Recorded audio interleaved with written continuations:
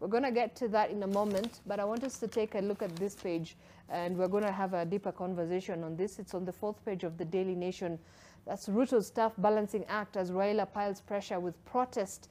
Now, President William Ruto is facing that tough balancing act in implementing his administration's policies amid his restive opposition determined to erode his legitimacy and make it difficult for him to govern. Yesterday, the opposition leader Raila Odinga had given the president a 14-day ultimatum that ends today. Among others, opened the election service and addressed the cost of living, raised the pressure as he dismissed a panel appointed to recruit new electoral commissioners. Let me begin with you, Abdullahi. So tonight by midnight, so that 14-day ultimatum, remember, that was issued by the Azimio team at the Jivanji Gardens about 2 weeks ago, expires today, midnight, Wednesday midnight. So we're going to, because they promised that we're going to see intense rallies and protests across different parts of the country, spearheaded by the Azimio chief Raila Odinga. Should the Kenya Kwanza government be worried?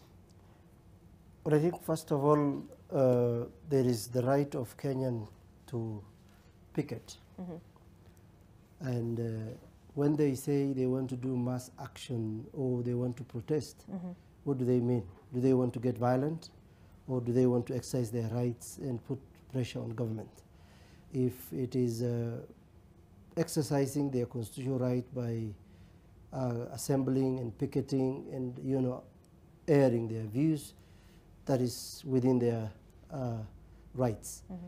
But now, how will that augur well if they bring Nairobi to a standstill of a population of maybe 500,000 or 200,000? Mm. How is that going to augur well with investors?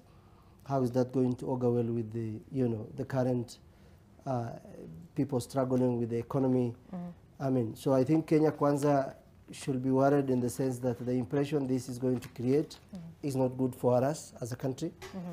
But also, more importantly, they should not. But I think Raila also must also give us a break to some extent, because some of the problems we are grappling with were there when he was having handshake from 2018 with Uhuru Kenyatta, and he was very silent. And that time I wrote on the Star then that why do you allow to have a handshake when 200 people have died? I mean, must you be in government for you to have peace in this country? I mean, is it pursuit of power or pursuit of change? I mean, so if he wants to use the current economical turmoil in terms of cost of living, those things were there when he was there. So it becomes sometimes very oxymoron of him. One time he was quiet for 18, 19, 20, 21, 22, almost 5 years. Then all of a sudden, 6 months after the transition, this government needs to settle. I mean, most of the things that they are grappling with, they need 18 to 2 years at least to settle. So I think they have the right to picket, but I don't think Kenyans, what will they gain if they ride the whole day and then they go home hungry? So I think Raila should, if this is the same trick he wants to use to Nusu Mkate with Kibaki. But the Azimio team says that's not what they're angling for. Well, that's what they were saying all through, even before he was protesting and saying there is never going to be this or that. All of a sudden, on March, we saw people in Harambee House with his daughter and Junet, and then we were told there is handshake. I mean, as a person of that level, I think he has tried 6 times. Is it must for him to